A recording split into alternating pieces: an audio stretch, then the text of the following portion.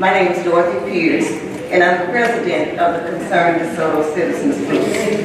This forum is co-hosted by Concerned DeSoto Citizens and the DeSoto Area Chamber of Commerce. And our hope is for you to learn more about the candidates and their views so you can be an informed voter when you go to make your selection. I'd like to acknowledge any members of the DeSoto Area Chamber who are in attendance this evening. Any of you here? But thank you so much. Okay. Okay. And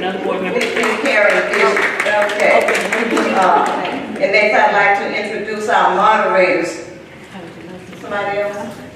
Okay, well thank you so much for coming and being a part of this. We really appreciate it. And so now I'm going to introduce our moderators to you. We have two moderators who will be assisting with us tonight, and which is Judge Sandra Street. And our student moderator is Aviva Moncrief. The Honorable Sandra M. Street is a judge for the 256th District Court in Dallas, Texas. She was elected to the bench on November 8, 2022. Prior to her election, Ms. Street was an attorney at the Moncrief Law Firm and also spent time as an assistant district attorney for the Dallas County District Attorney's Office. Ms. Street earned a bachelor's degree from Wiley College in 1993 and completed a J.D.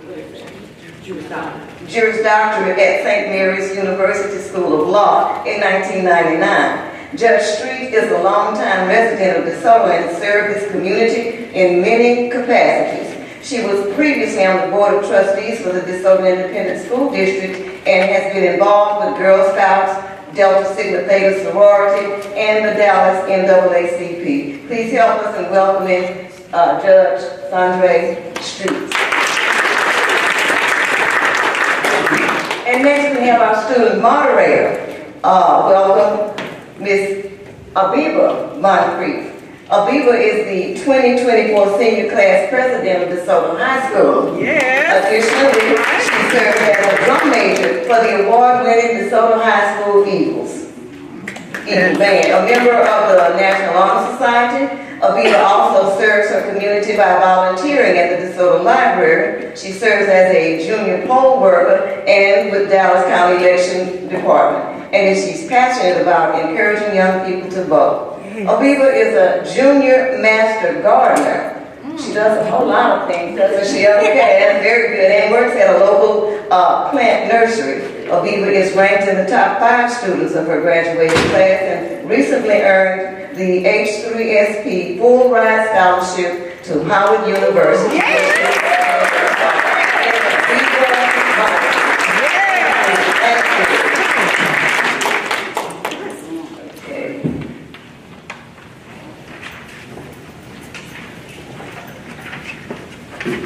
We'll begin our evening with the forum for DeSoto ISD School Board Trustee. The candidates for DeSoto ISD School Board Trustee are as follows. Ebony Mitchell, if you would come forward, Ms. Mitchell, and place 7, Trustee McNary, who is the incumbent. We recognize that both school board trustee seats are unopposed to this election. We're grateful that Ebony Mitchell is here to answer questions during this forum and to answer audience questions as well. Trustee McNary is unable to attend tonight, so we will direct all of our questions to Ebony Mitchell. With that, let's get started by allowing a 2-minute opening statement. Ms. Mitchell, please begin your opening statement.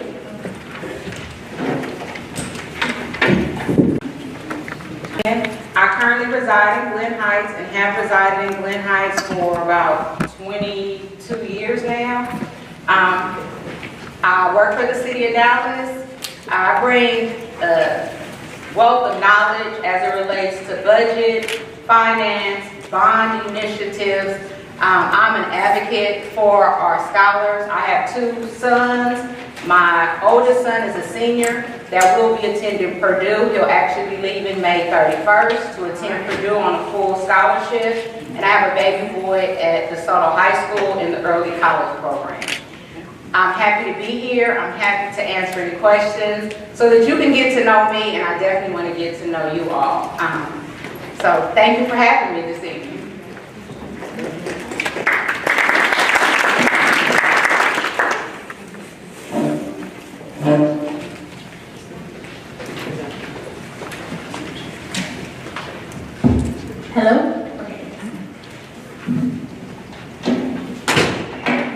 I'm just going to read the rules.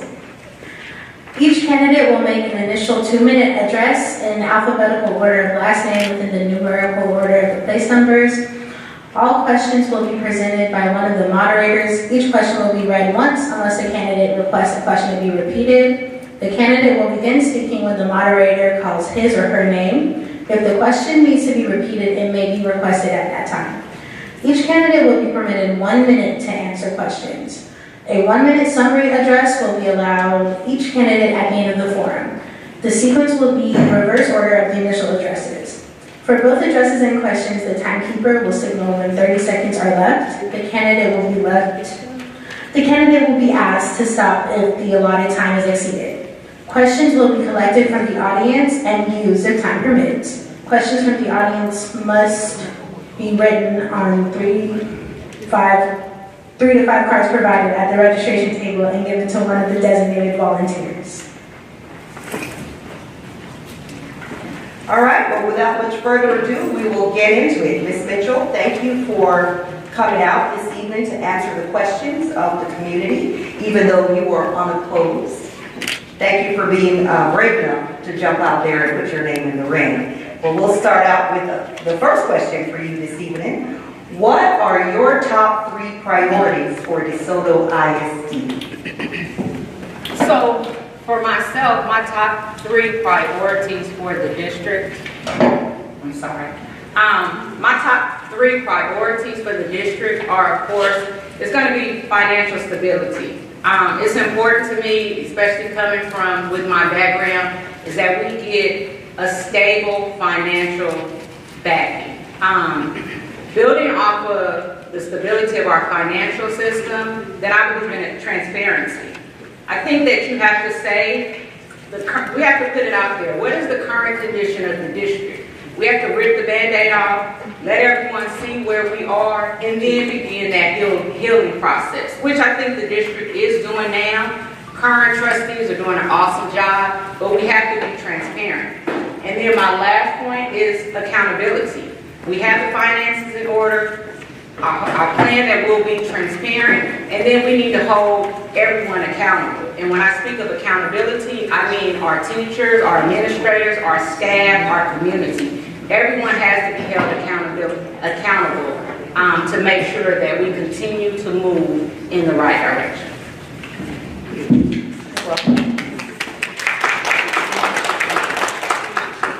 Okay. Our second question for you, Ms. Mitchell, are what do you feel the requirements are for successful school boards? I think the requirements for a successful school board, I think one, you have to understand what is your role on a school board, and as a trustee, what are we being charged with? And I think that our responsibility is governance. To identify and define what are the policies to govern our district. That's our primary responsibility. I think our second responsibility, again, is to hold those accountable based on the policies that have been established, that the mechanisms are in place to evaluate and reevaluate what's working and what's not working. Refine those things as needed at the appropriate time. And I think the last thing that the district has to do as our primary responsibility is also make sure that we're communicating and that we're accessible, not just to our superintendent and to our fellow trustees, but also to the community, to our scholars that are at the school.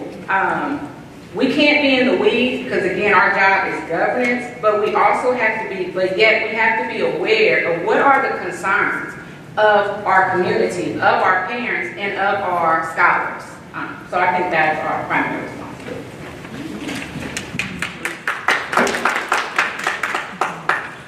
All right, we're going to move around a little bit here. Let's start talking about students. Because at the end of the day, we don't have any students, we don't have a district, right? So let's say,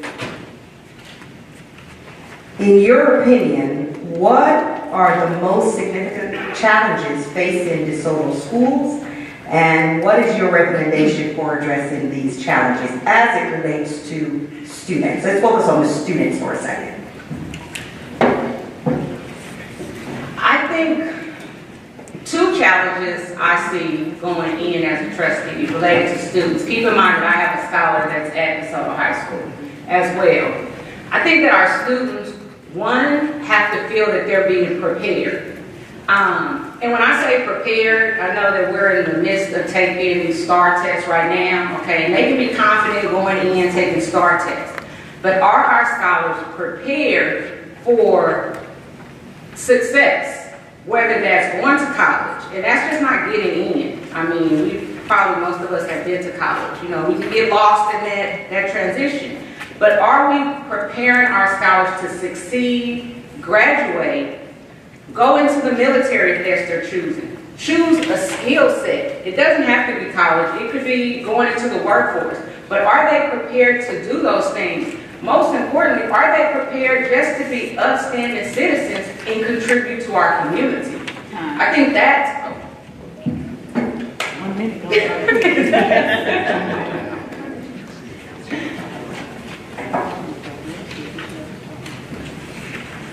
Okay, to continue our discussion of students, that's the wrong one.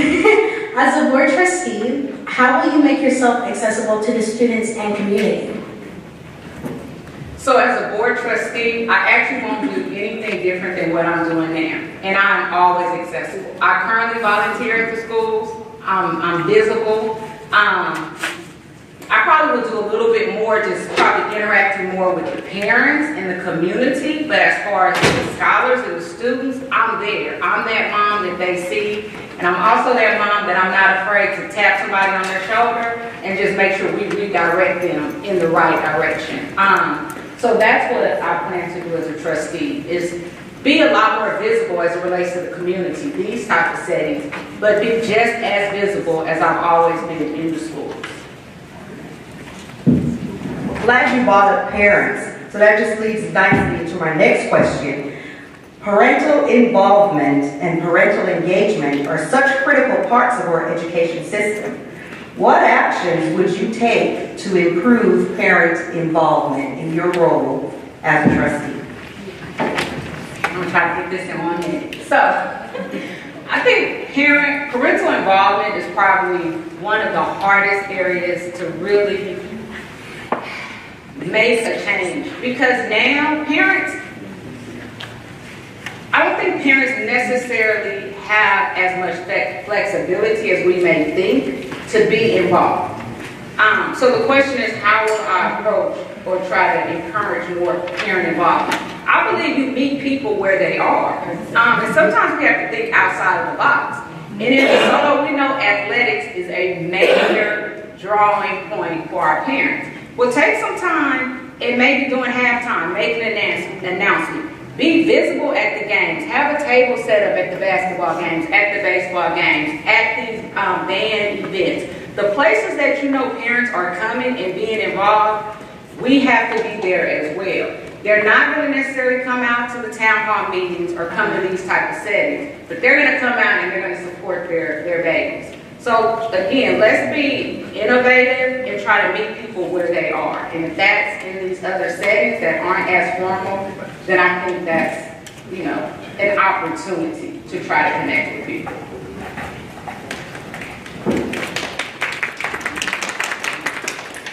So you mentioned earlier that you volunteer at the schools. What volunteer work have you done in the DeSoto schools in the last year? And please be specific. Yes, ma'am. So I was actually an executive board member with the PTSA for DeSoto High School. I also volunteer by going up to the high school, just walking the halls, working with moms on a mission, helping, just direct kids to the classes, just being another adult present, because that's what our teachers are needing, someone to help just encourage our kids to keep moving, go into class, pull up their pens, take the headphones off. So that's how I volunteer, is by being in the school and being present.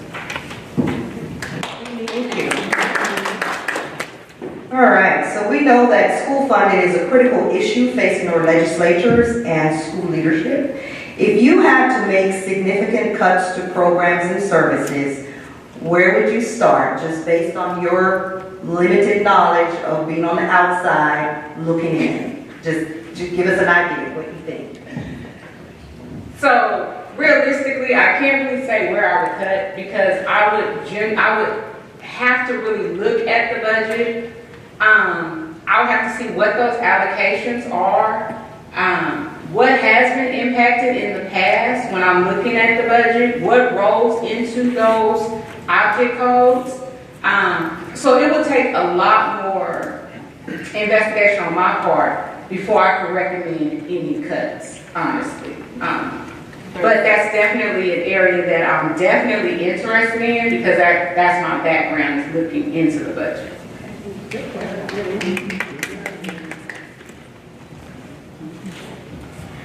What specific changes do you believe are needed in school district policies, programs, or the various school curricula that are currently in place?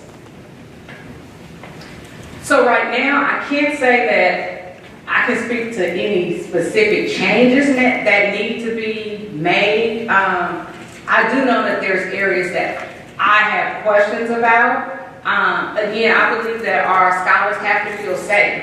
What are the policies surrounding the safety of our scholars? Because if my son doesn't feel safe, then he's not going to do well in the setting. What's the policy related to how he's measured and held accountable for his work that he's submitting and getting that feedback? Those are areas that I would want to dive into more as a board to understand how we're setting our measures and how we're really evaluating those things. Thank you. With that, this question. In your opinion, what are the brightest things going on in DeSoto ISD right now, in your view, and how can we best positively promote the good things happening in the district?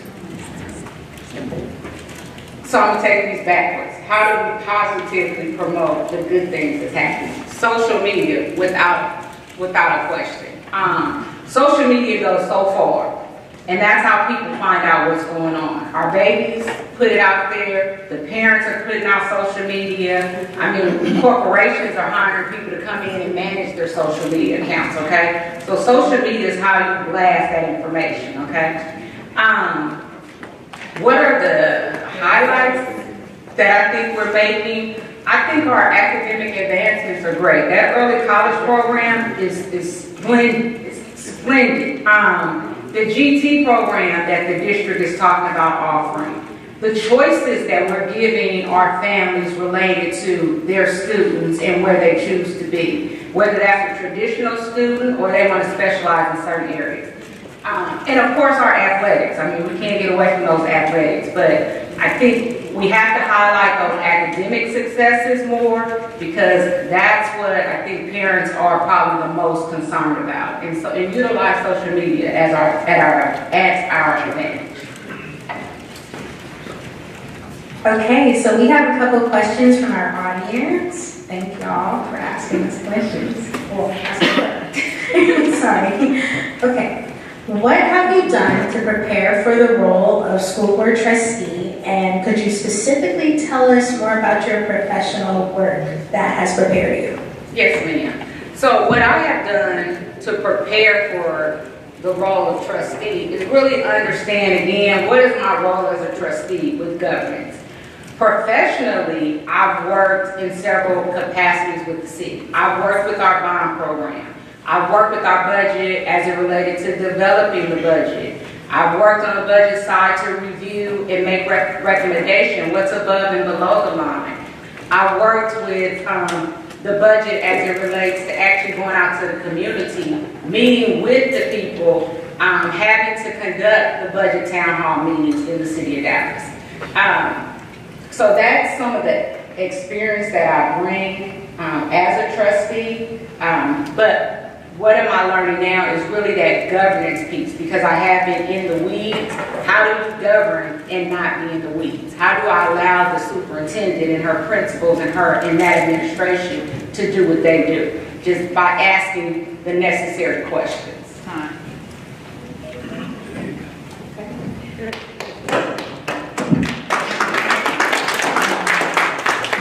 All right, thank you for that answer. What steps would you take, this is another question from the audience, to ensure that DeSoto ISD retains quality educators to the extent, in your limited role as a school board trustee, because you've been talking a lot about staying out of the weeds, and we understand that role. So what steps would you take in your role to ensure that the district retains quality educators? I think the first step that has to be taken is first you have to evaluate the budget. I mean, you have to see where is the money and what can you allocate to make sure that you hire and you retain those qualified teachers. Because everyone wants to be paid. I know I go to work every day, and every 2 weeks I expect the city of Dallas to have a deposit in my account. And to compensate me based on the knowledge and the skill set that I bring to the table. But without that budget being there, then that can't be done. We can offer people flex days, but you still want to get paid. So that would be my first thing, is I would truly get in there, evaluate the budget, and see what is allocated so that we can, again, retain and recruit those qualified teachers. All right. Yes. All right, here's another question from the audience. This is similar to the one you just answered, but it's got an added question. So how would you better help manage the budget and working environment to recruit and retain the best of the educators and teachers? So speak more about that recruitment process, because we've already talked about retaining. So as a trustee and in governance, I don't think our role is necessarily to do the recruiting. We establish the budget to make sure that the resources are there. But I think as a trustee, that is what I will be charged with and our team to be charged with, is to make sure that we have the resources. We have the team in place that can do the recruiting. We have the support in place to support the teachers once they're retained and recruited. Because you bring teachers in, you have to make sure that they have the resources in order to be successful in doing their job. In order to give you everything that you need in the classroom, if they don't have our support as a community and as a board, then they're not going to do the best that they can do to prepare you. I hope that answers your question. All right. So, final question. In your role as trustee, you understand that your role is to, we're going to support the superintendent. However, are you prepared to do the difficult tasks of holding the superintendent accountable when you don't believe that things are going in the right direction? Absolutely. I believe that, again, with accountability, how do you help hold people accountable? You have measurable tasks, right? You have something that you can measure someone on, and you provide feedback, regular feedback. So, and I'm not shy at all, okay? So, not at all, but I do believe that you give people goals, you set goals, and you make sure that both parties understand what those goals are, and what are those things that we're going to be measuring. And provide that feedback and give people the opportunity. I'm sorry, my council member just walked in that I used to work with. But you give people the opportunity to address any concerns that you have so that they can be successful as well. And if they're not able to perform, then yes, you have that difficult conversation. Is this the right fit in the right place for all people involved? Okay. Okay, this is actually the final question. Sorry. So this is for me. My question would be, because I can tell you, I come home every day and I'm like, Mom, Dad, list of issues. I can't stand this about school right now. What are some things that your sons tell you that you think you could kind of help to work, alleviate, or solve if and when you become a trustee? Okay, so you would have to understand my sons. So So I have one that's similar to you, that is, Mom, I can't, this is just too much for me. And another one that is gone, he likes the world of DeSoto. So when I say the world of DeSoto, what are some of the challenges that I've heard students, that I've seen myself? Again, it is that small percentage that causes a distraction, okay? But how do we address that? When you have teachers that have a classroom full of students, that's where the community, that's where Ebony, as a mom in that hallway, can tap that student on their shoulder, and I'm another voice and I'm another face, to say, hey, young man, just stop talking. I need you to go to class. I need you not to be a disruption, okay? Because some people want to learn. This is not social hours, okay? And that's, I think, how you address those concerns that I hear coming from my boys as well, is it's that small percentage that's the distraction. Well, thank you, everybody. Thank you all for being so engaged. That concludes your questions for school board trustee-elect. At this time, we're going to call up the city council candidates for city council member. If you would please come on up and take your seat here. Thank you. Chat. So at this time, we are going to, let me just reread the rules for the candidates again. Each candidate will make an initial 2-minute address, and we're going to do that in alphabetical order, and I'll give you your signal when it's time to do that. All questions will be presented by one of the moderators. Each question will be read once unless the candidate requests that the question be repeated. The candidate will begin speaking when the moderator calls his or her name.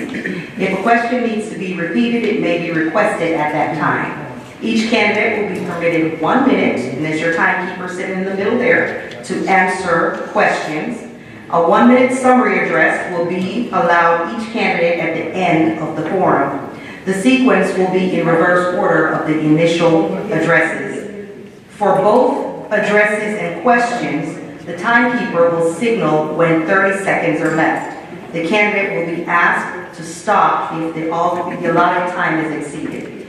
Questions will be collected from the audience and used if time permits. Questions from the audience must be written on the 3x5 cards provided at the registration table and given to one of the designated volunteers.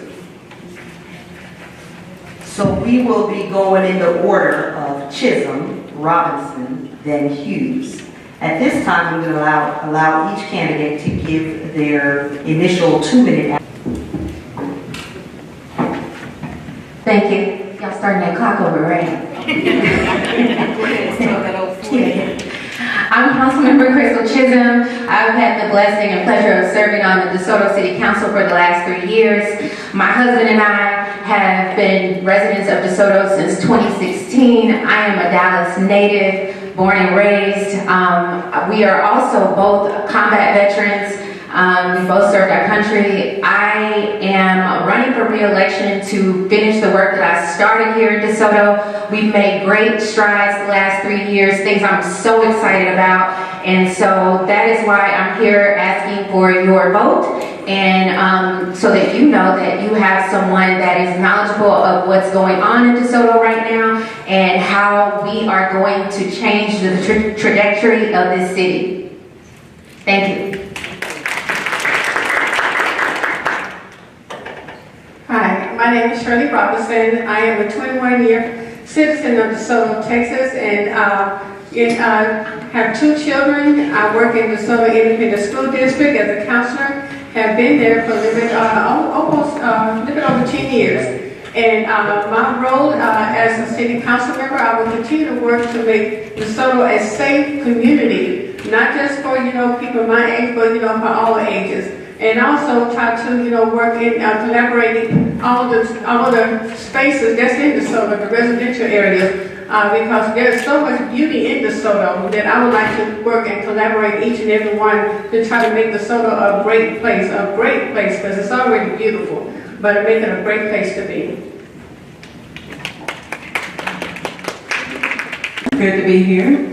My name is Letitia Hughes. I am running for place 7. I won a special election in 2021 in February. Had to run again in May, and I've enjoyed these last 3 years. I'm a resident here 22, something like that, years. I've enjoyed it. I've enjoyed the work. I've enjoyed learning. I've enjoyed connecting with citizens from a different perspective, a different angle. I love being in the community, solving problems, walk the walk, talk the talk, so it goes.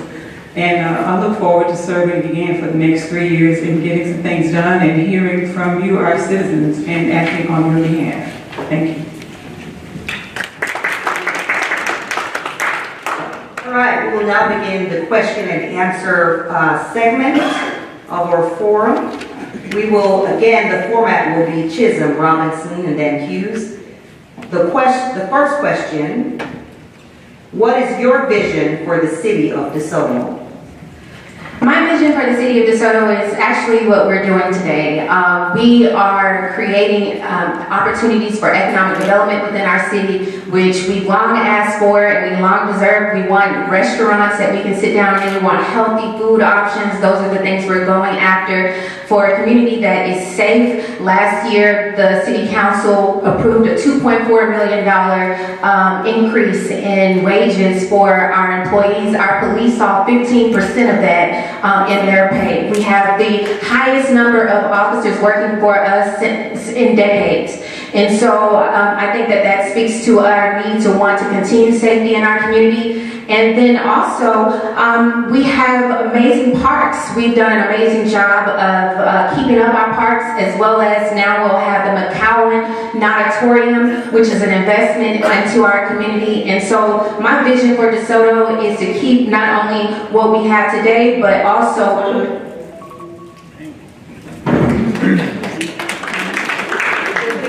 Pick up with Ms. Robinson. Same question. What is your vision for the city of DeSoto? My vision of DeSoto, Texas is to, I love the idea of the economic growth and the new businesses that are coming into DeSoto, but what I would really would like to see is more activities for our younger students, our teenagers, or the young adults.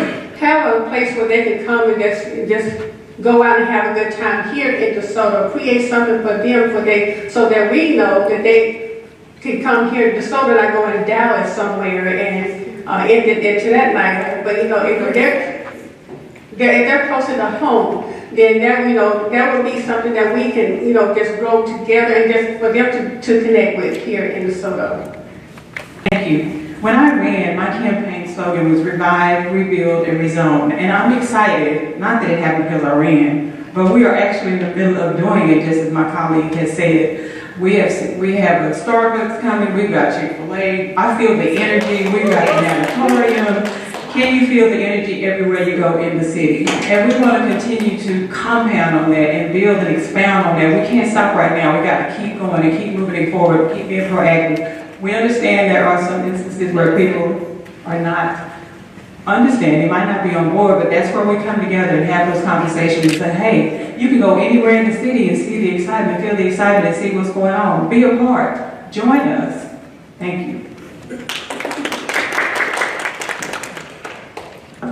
Thank you. So we're going to switch up the order. We're going to go Ms. Robinson, Ms. Chisholm, and then Ms. Hughes. And your question is, what civic or volunteer work have you done in the city of DeSoto over the past year? Other community groups in which you are a part. Okay. I work in the school system. I'm heavily involved in the school system. I've always been a part of PTA, and I'm also a member of the PTA council, so I'm heavily involved in what the works that come out of the school district. And I also, work with the cleanup around the school. So I'm, just heavily involved with the school system, and whatever transitions out, out into the city, that I'm part of the effort too, with my connection with the school district.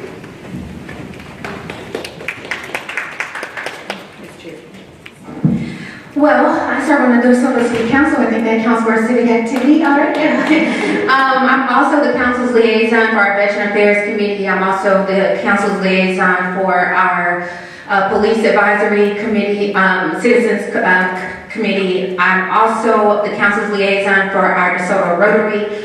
I also am a board director for our Leadership Southwest.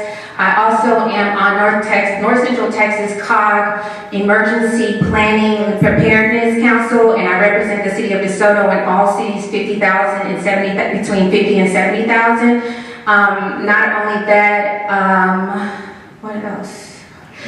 I also help with the trash pickup. Dining and dialogue. Oh, dining and dialogue as well. Thank you. Is my time up? And I help with the PTA as well. I volunteer to read. In February, I read every Thursday to second to fifth graders at Copper Hill, and I'm often up there. I spend my time helping up there as well.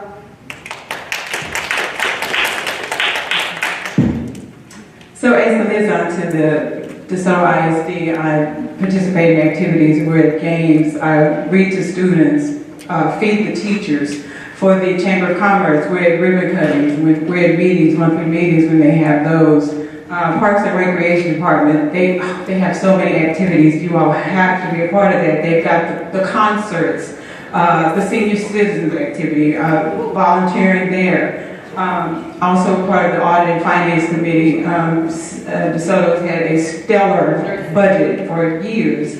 And so just being out in the community, if someone calls, I'm there. My new slogan, answer the call. Just being there, being involved, it's been a rewarding feeling. People have called, what needing to get things done, and been literally working on it for 3 or 4 years. I can think of 3 instances, we got it done in a matter of a couple of weeks.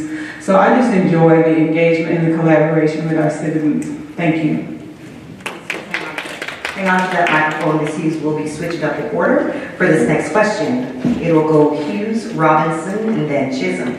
In your opinion, what are the 2 most significant challenges facing the city today, and what are your recommendations for addressing them? I would say 2 of the most significant challenges are helping, and I mentioned it earlier, those citizens who are not quite understanding the changes that we need to make. And I believe that we had an agenda item where it took maybe 3 or 4 times for the citizens to come in, and there were meetings off-site. But we finally worked it out, and at the end of the day, that's what it's all about. You know, getting it together, working together, reaching a happy medium, getting to a resolve. And the other part of the question? And what would you do to address that? To continue to have the collaboration, to continue to come together. I don't care how many meetings we have to have. We just had to table a situation last week because we need to bring people in so that they can have a better understanding. Communication is everything. I don't care what the relationship is. Communication is everything. We need to get to a point until it's ABC and everybody understands it.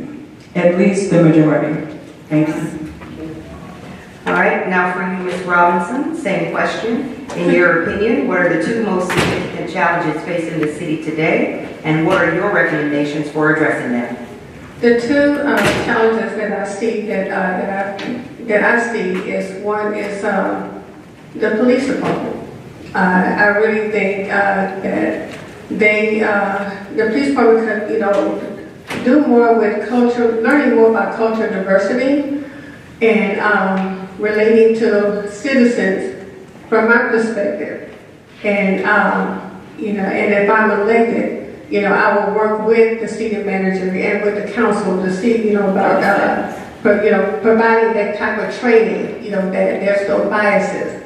And the second one would be code enforcement. I would love to, work with code enforcement on keeping DeSoto beautiful, because there are a lot of areas that, that are not seen, that can really impact the community, and the character takes away the community and the character, and and just making sure that we want to keep DeSoto going in the right direction, keeping it beautiful. All right. And for you, Ms. Chisholm. Thank you. I think one of our challenges that we have before us right now that we're working through is the hiring of a new city manager. I think that's vital with any community. That's the CEO of our city. And so making sure that we have a strong leader in place in our organization to keep things running, but not only keep it running, move us to the next level. And so my plan is to be a vocal voice in the decision making of our next city manager and making sure that we hire someone strong, someone that loves Black people, someone that loves living in the south of Dallas, and someone that is eager to move the city to the next level and has experienced that. The second one is the budget. 80% of our revenue is related to property tax. I think we have an opportunity to diversify our budget revenue, especially as we continue to move forward in this city, because property taxes appraisals are raising, and the state is putting caps on how much the city can hold from a revenue perspective. Doesn't mean we have a shortfall, but we have an opportunity to diversify our revenue. Time.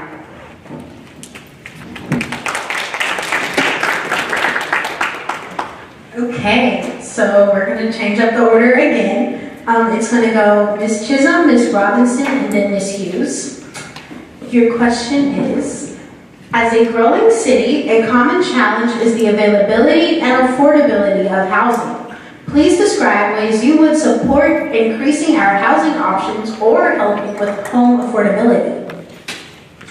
Well, the great thing is that the city has done and completed a comp land study, which was definitely desperately needed to identify areas within our city that makes sense for density and expanding our housing stock. We've had an in-depth conversation of what that looks like. I believe in diversity. Before I moved to DeSoto, my husband and I lived in apartments. I grew up in apartments.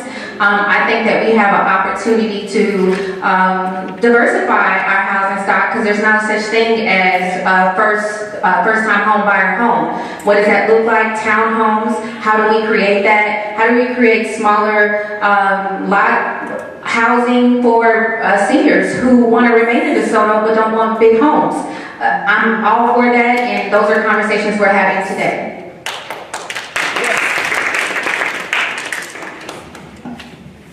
Could you repeat the question? Yes. Okay. As a growing city, a common challenge is the availability and affordability of housing. Please describe ways you would support increasing our housing options or helping with home affordability. I think with that, I would have an idea of talking to real estate agents and to create a forum, create the platform where I can meet with them and get ideas from them.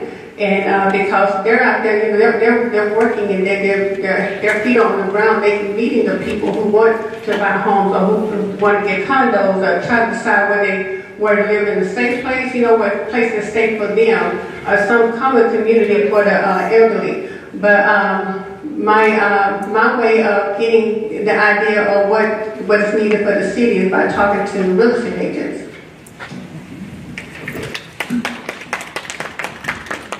Can I have an hour to answer this question?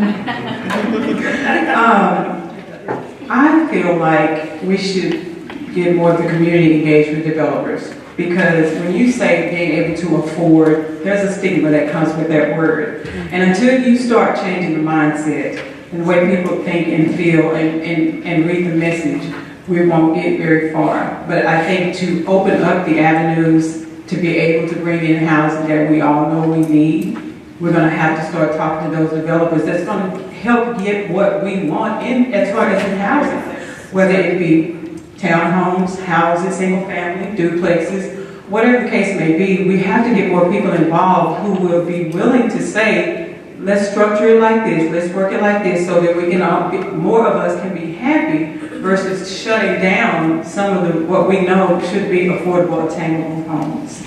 Thank you.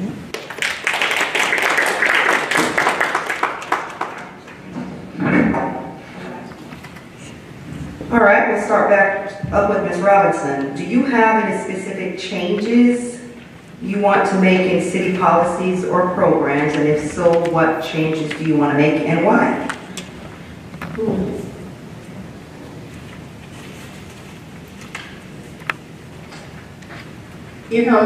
Really not knowing a whole lot about the policy, but what I would like to see is I like to see the parks, where I live. Kiva Park is deteriorating. I would like to see,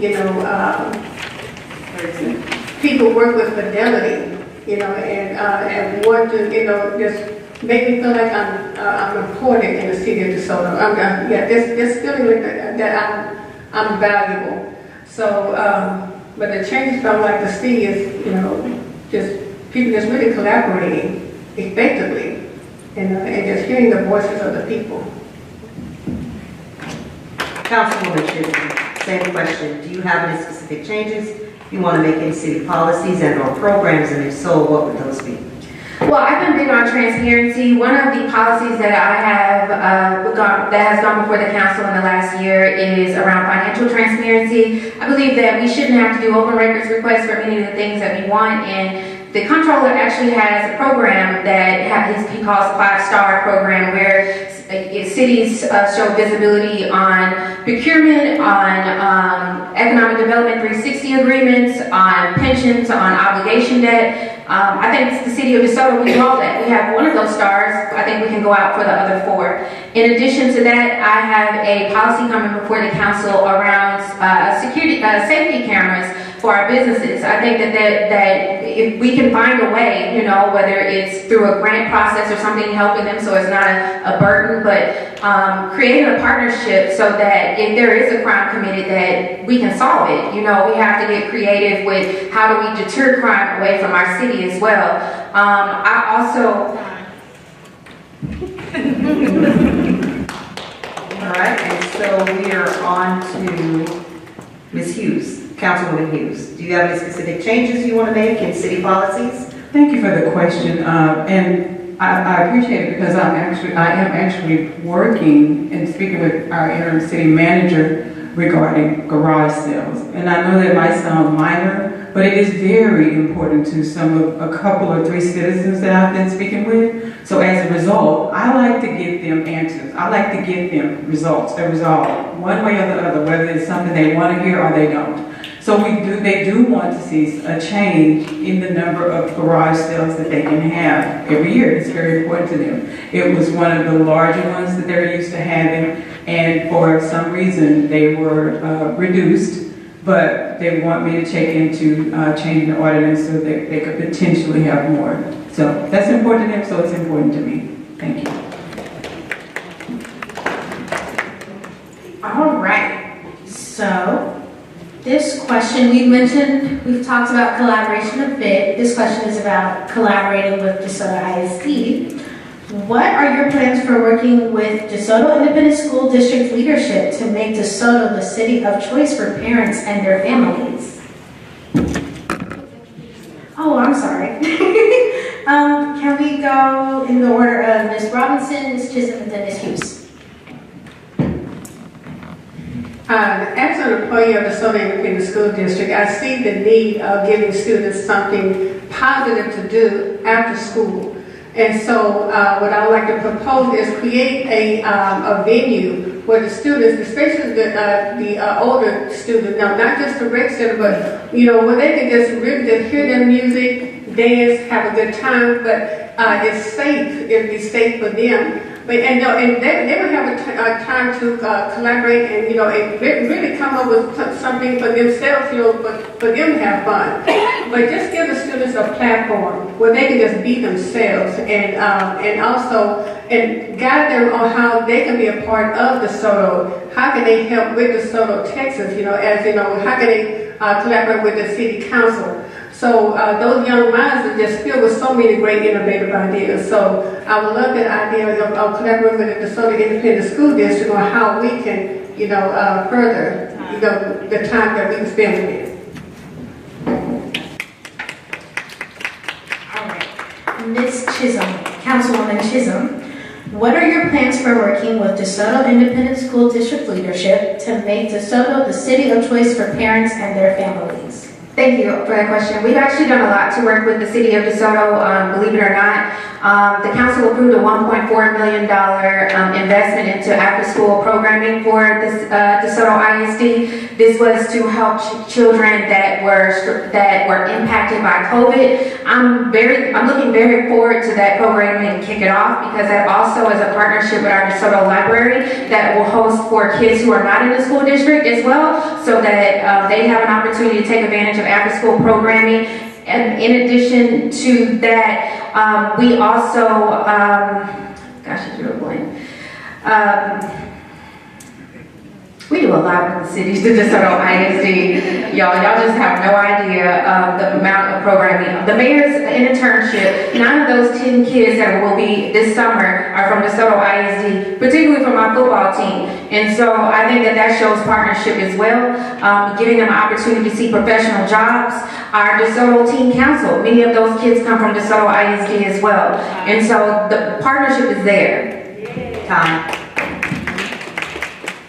Thank you. Can we give it up for our superintendent? I just love Dr. Rogers, and we can give her anything. I love working with her.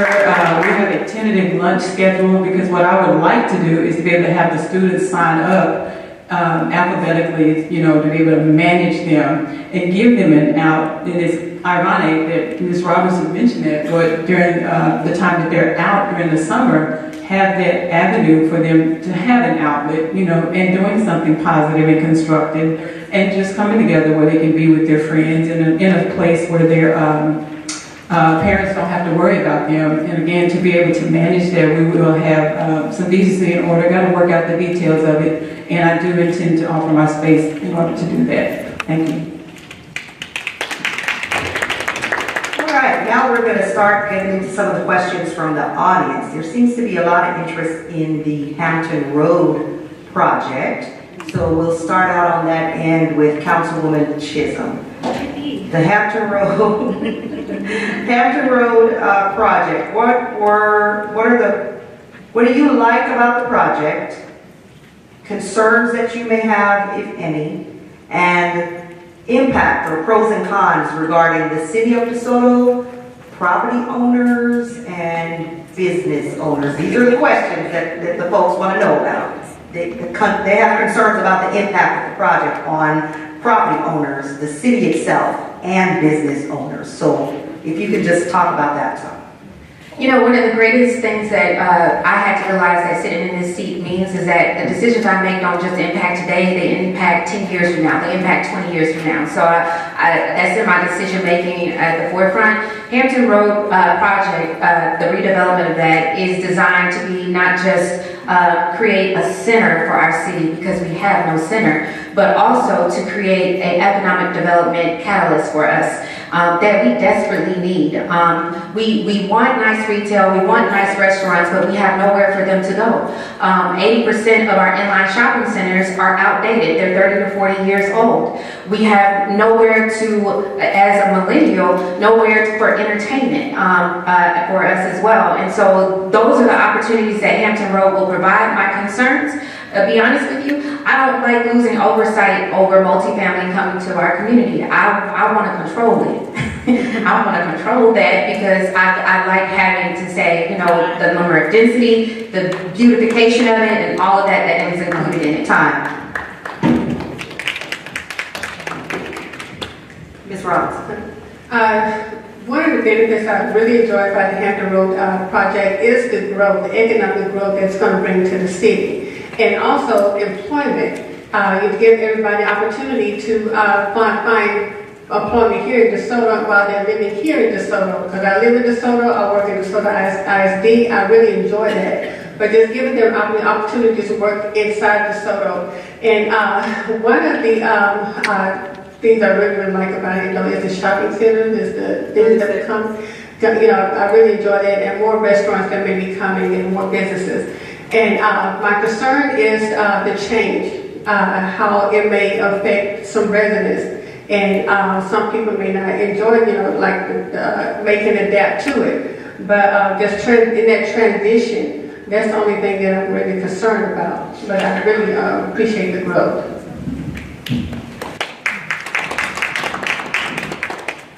I am excited about the Hampton Road project. I envision it, I see it in other areas. I feel like we can have it here. It is what DeSoto could look like, is what our citizens are asking for. My concern is what I heard last week when there were citizens who were unsure about what's going to happen there and feel like, they're going to lose in the process. So we go back to needing to educate and communicate so that those fears are no longer. We need to be able to help them to understand and visualize that these are decisions that have to be made for our future and that they won't harm or affect them. And there is no intent from the city to cause them any ill harm. So hopefully we can set up some meetings and calm some of those fears. Thank you.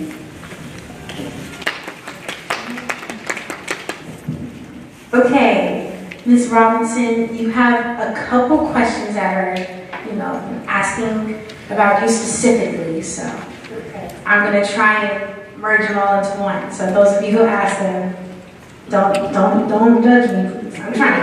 Okay. So we have a couple questions kind of just asking about how your experience at DeSoto ISD, how that has prepared you and how you hope it will translate into being on city council, and also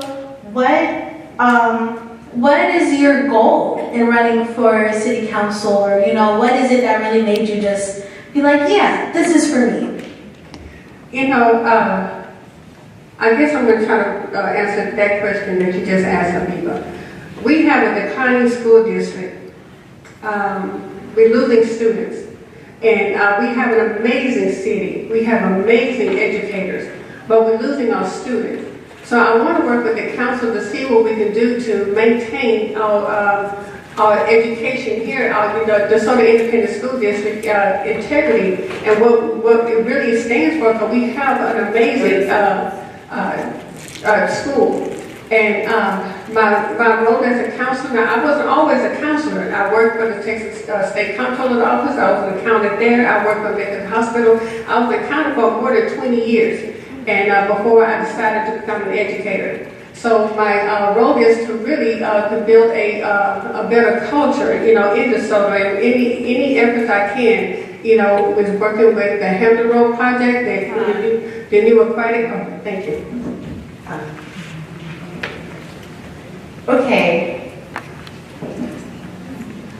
Okay, so to our two current council members, Councilwoman Chisholm and Councilwoman Hughes, can you tell us about an accomplishment that you personally spearheaded while serving on council? And can we start with Councilwoman Hughes and then Councilwoman Chisholm? A personal, what was that? I'm sorry. Tell us about an accomplishment that you personally spearheaded while serving on council. That's a good question.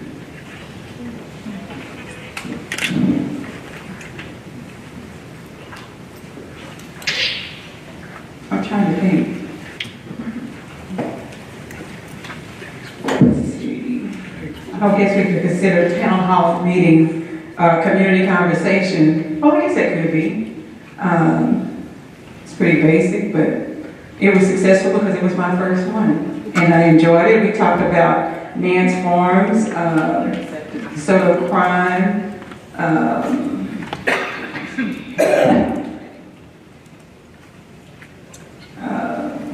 the Pleasant Run Road expansion, and the CDBG action plan. So I was excited because that was my first town hall. Thank you. I would say that I was trying to think which one to tell you about, but let me just, so actually I see her in the audience too. She's, shout out to Honorable Brown Pratchett. She seconded this with me. I took before the council to increase the minimum wage to $15 for employees.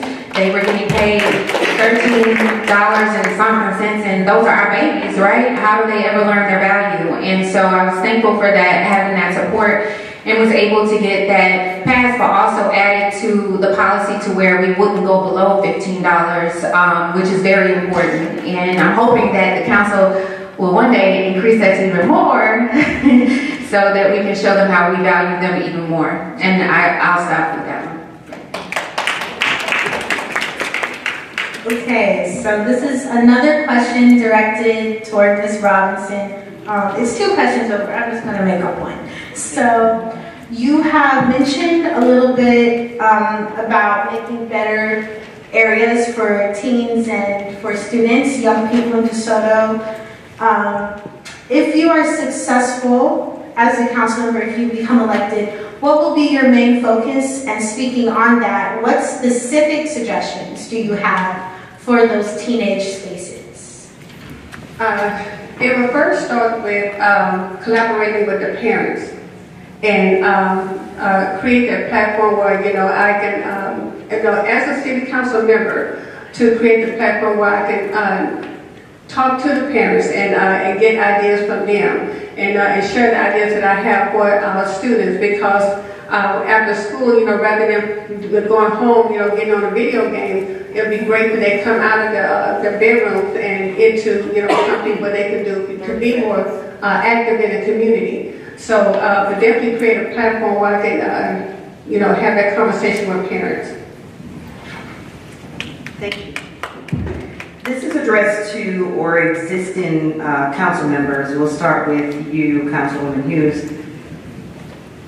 To the extent that you can, please explain our current budget process and plans towards addressing budget shortfalls the city council may be experiencing. I don't believe we're experiencing shortfalls. Like I said earlier, we have the best budget that DeSoto has a great budget every year. The process, we have a great finance team. They do an incredible job. When they come and they make presentations to us, we are diligent. Actually, we get the information before they make the presentation and we're able to review it. But, everything is intact. They're communicable. If we have questions, I just think that they do such an incredible job. They really make our job easy. I don't feel like there's a shortfall. Of course, there's always room for improvement, but I would say a shortfall is extreme. Thank you. I will echo my colleague. We don't have a shortfall. In the simplest form, I can tell you we make too much money to keep. And that's according to the state of what we can keep. We, on average, pull in 11% of revenue every year.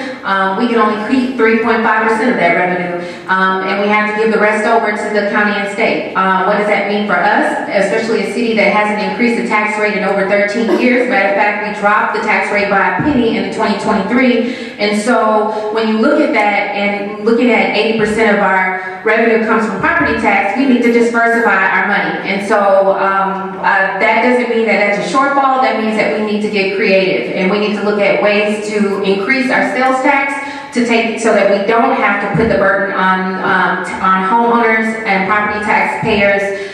So we don't have to increase the tax rate. And we're looking at not just a year out structure. In our last retreat, we talked about how do we plan for the next 5 years. Because the truth of the matter is, if we don't want to increase the tax rate at any time soon, we're going to have to look at it further out in the future.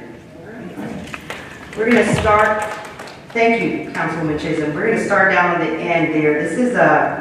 This question is from a real progressive creative thinker. I like it. All right, so the question is, with housing becoming less affordable, would you consider allowing homeowners on certain size lots to build tiny homes on their property to help generations of family members to stay together?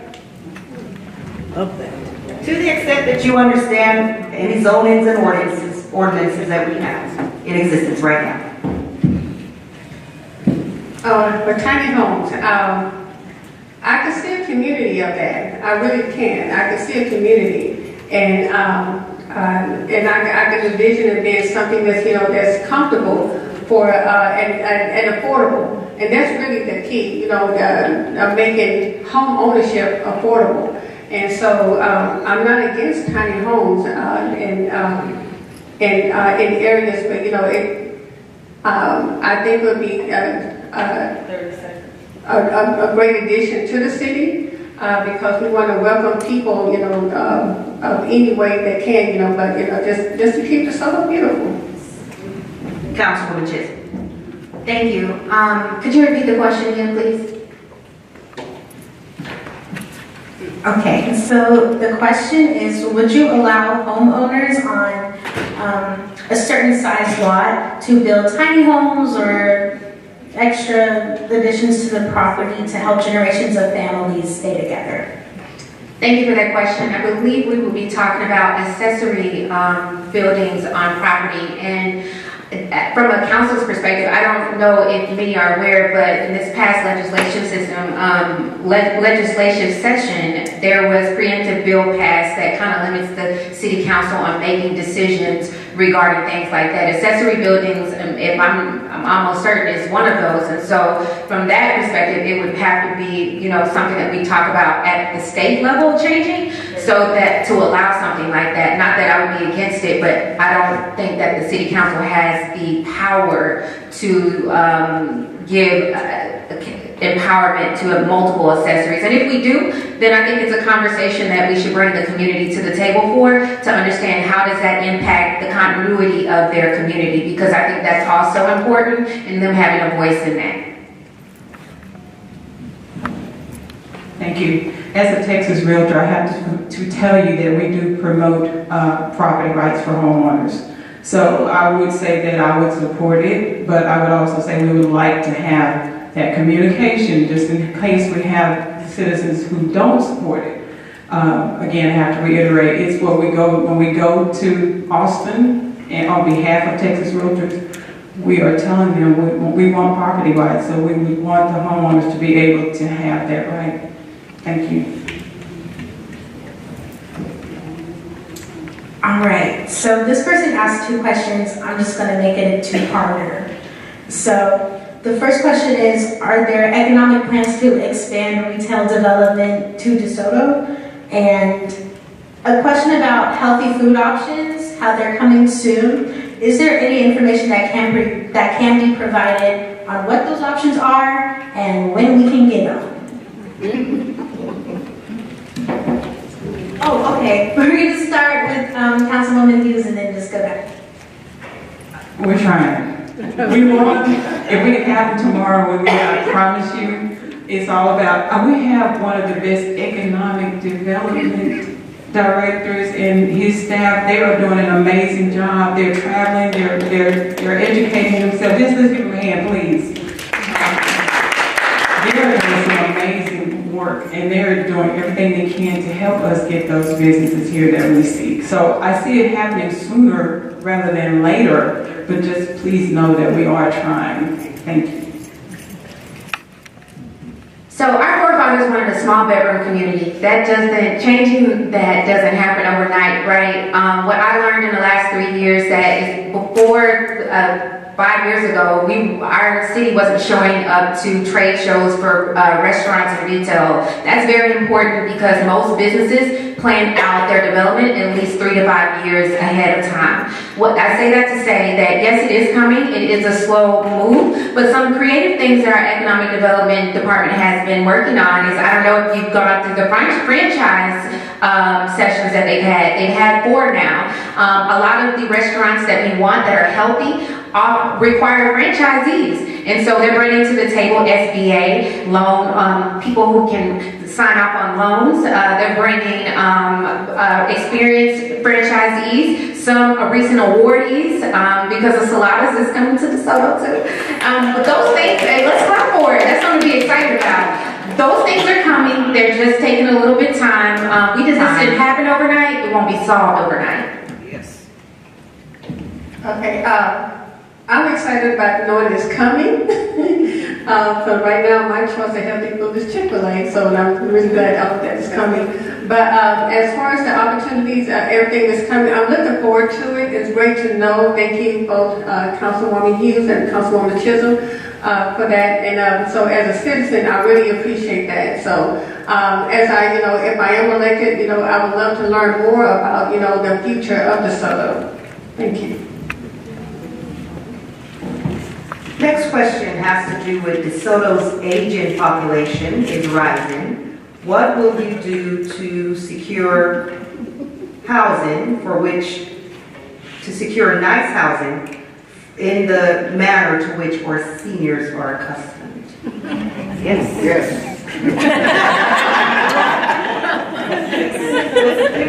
Sorry, Councilwoman Chisholm. Ms. Elba, I'm telling you exactly. Actually, we have definitely talked about that, and I have nudged a few home developers that I know just to see what we can do. And that's honestly the truth. The relationships that we build are vital and important for our city. We have to have cohesiveness with the development community, and in order to get what we want, and we have shown them that our voice, we will be demanding in exactly what we want. I think that is definitely possible. In our recent land comp study, we have zoning zoned out as low, medium, and high density. It no longer using the language of single family and multifamily. That is great for us because it offers diversity in what we can do with those parcels of land. So I'm looking forward to opportunities where we can create housing that is smaller than what you're accustomed to and affordable for our seniors. That's very important.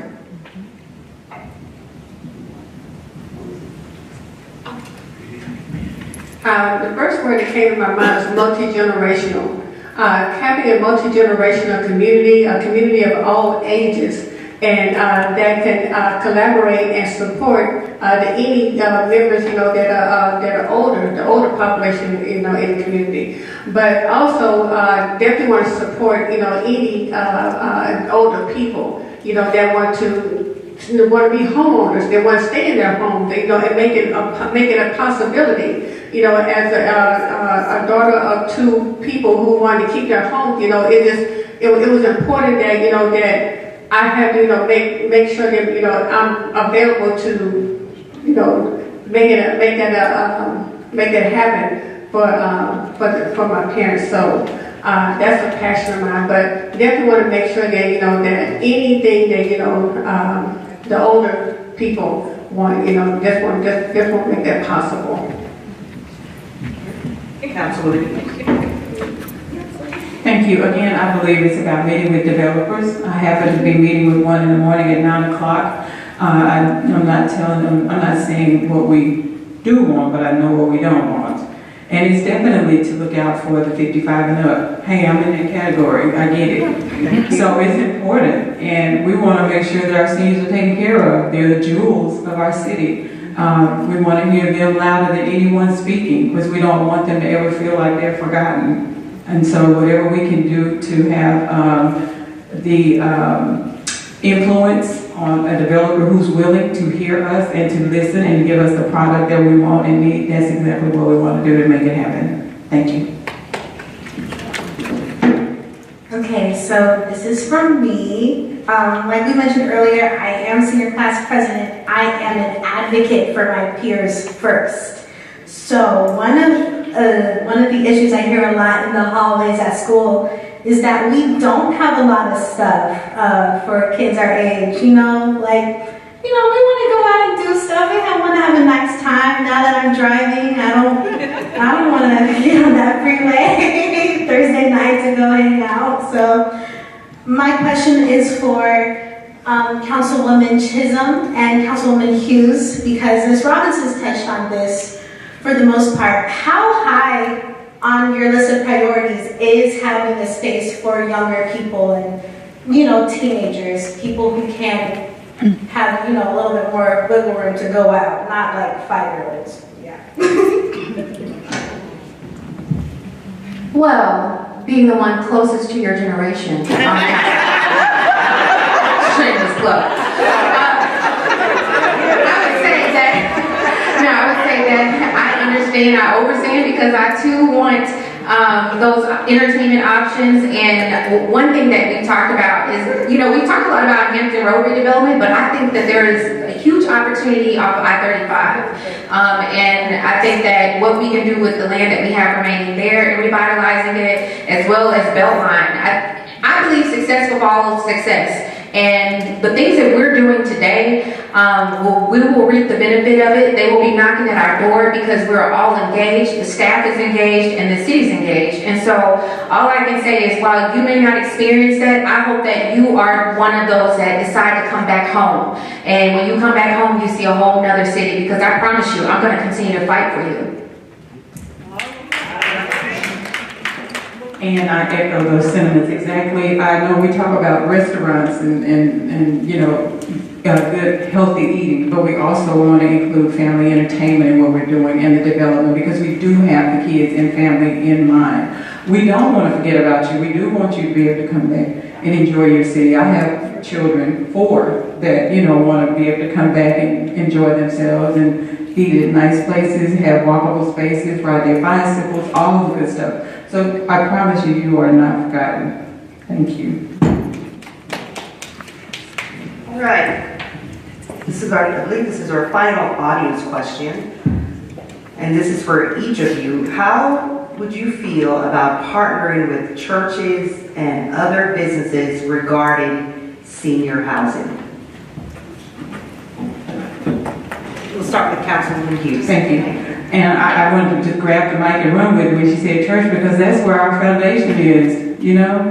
And we are so blessed to have so many churches in DeSoto that are engaged and that want to get engaged. I am so impressed with the number of, just all around. And I apologize, we have one here who's in Dallas, but he's just as engaged and his church is willing. They want to do whatever they can to collaborate with us and make some things happen, and definitely look out for our seniors. We want to get together and have conversations about how do we, what do we, can we, what do we need to do. And I love that.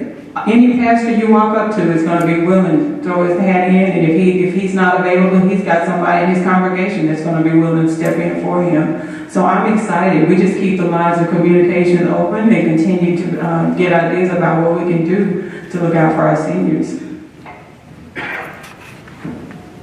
Actually, I was thinking about a project that's currently underway in Dallas that hasn't reached the public yet, but in the grand scheme of things, it is a church working with a developer that has land on their extensive amount of land on their property that they will be doing a multi-family situation on. And so I say that yes, it's possible. We have a lot of churches who, especially those with large acreage, where this is possible and that partnership can happen. I do think it's possible. I don't know, and I see it for seniors, but it can be extended beyond that. It could be for veterans. It could be for those of the working class, our police officers, our teachers, offering an incentive for them to stay in the city of DeSoto. I think there are a number of options that we can do and bringing everyone to the table, and those who are willing. There is a church that I know of near my district that wants to do something with the land that they have on it, is eagerly seeking options for that right now. And so those things are possible for sure. Okay, thank you. I am big on collaboration. I would love to visit the churches, talk to the churches and, create that platform, where I can, just actually, talk to them, about the seniors, the elderly that's in their community and get some ideas from them. And because I believe that not putting them in a nursing home, and just making them forgotten about. But we don't want to do that. We want to make sure that they are where they want to be, in a home, comfortable, and achieving their lifetime goal of just being healthy, happy, and safe. So just collaborating with the churches, working with the churches, and doing what I can to make sure that I can hear that, get their voices heard.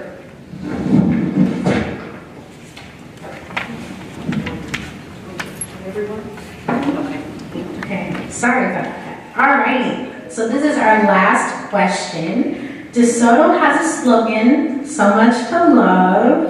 I didn't even know about that, but that's our slogan. I like it. What are some of the things you love about DeSoto and why? Let's start with Ms. Robinson and then just come up. I love what is easily accessible to me. I love the parks. I take my grandchildren to the park, and I love that time where it's quiet.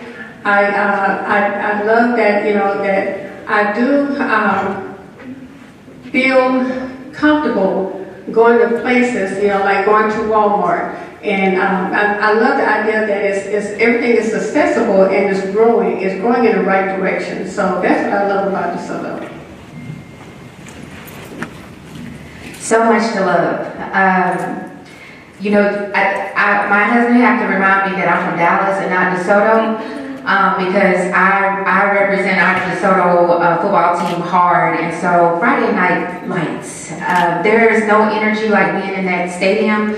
I sit down with everyone else in the stadium, and I rock and I cheer, and being able to get on social media and troll everyone because DeSoto's number one. I think that those things like that are some of the things that I love. I love how this community is like a family. You couldn't have told me I didn't grow up here, because I feel like many of my neighbors and many of you in the audience are my family. And I love the pride that this community has. We have a rich commissions and boards, and the support around people to come and volunteer in our community. That's at the heart of what this city was made of. I'm going to say this, and I hope she doesn't mind, but I love our mayor.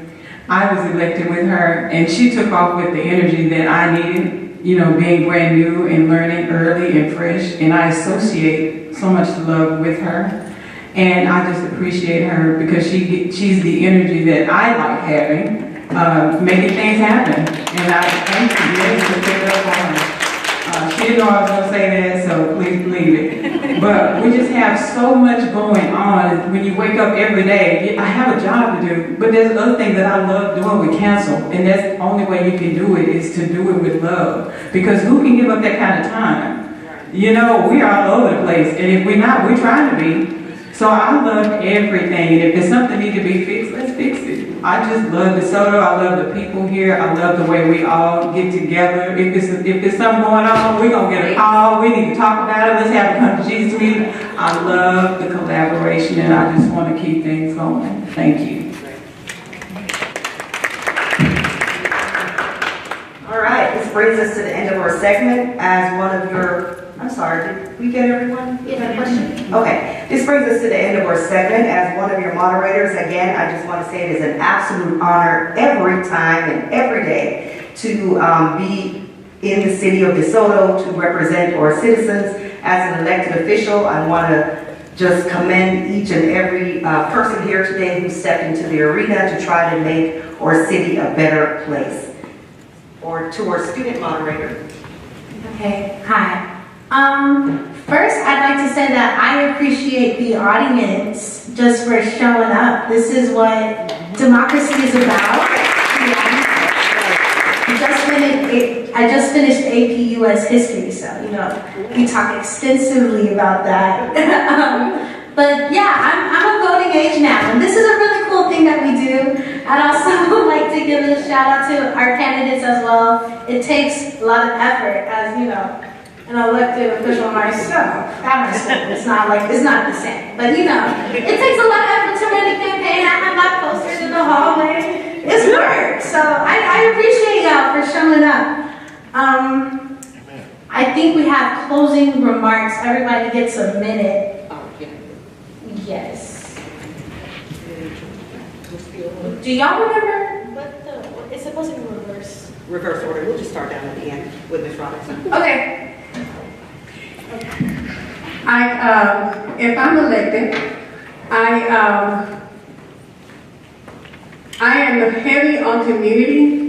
As a mother of two, a grandmother of three, community is so important to me, because without a good, solid community, there's no success there. There's no building there. And so with the new things that are coming to DeSoto, I think it'd be really, really important that community is still the foremost important thing, is building that unity. make everyone, available to collaborate and talk to one another. So I'm new. I am quick to learn. I can engage. I can do anything that is within my power to make DeSoto a better place, a beautiful place that it already is.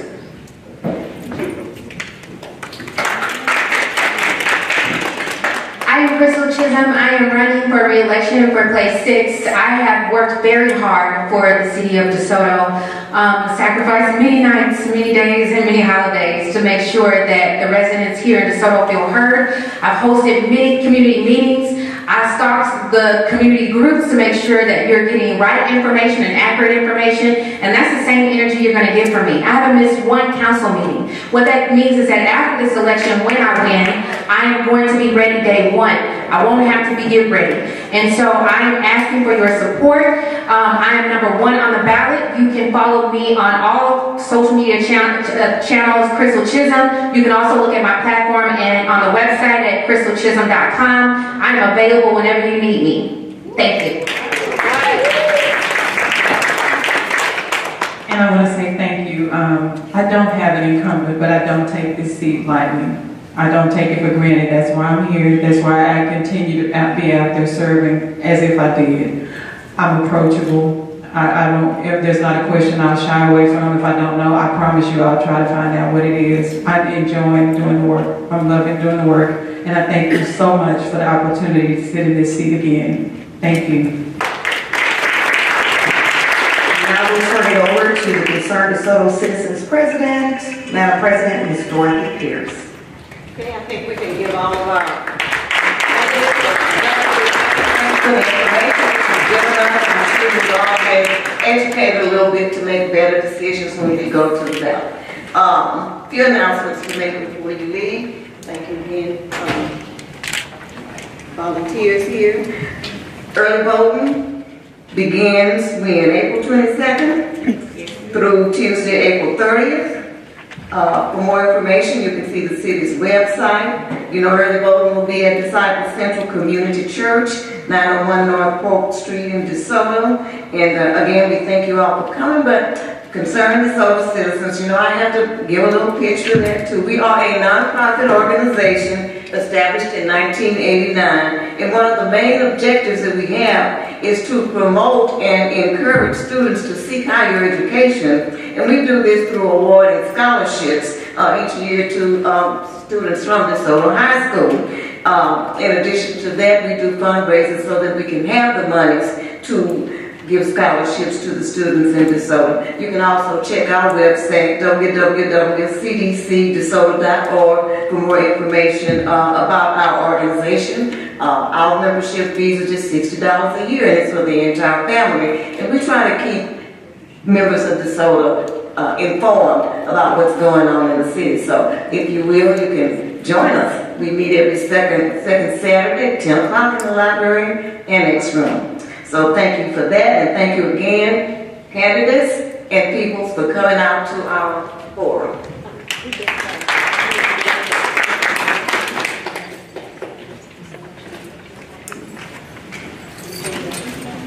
Mr. Eugene Walker, head of the DeSoto Chamber, glad to have you here. Anybody else that I did not acknowledge? I'm glad to have all of you here. Thanks for coming.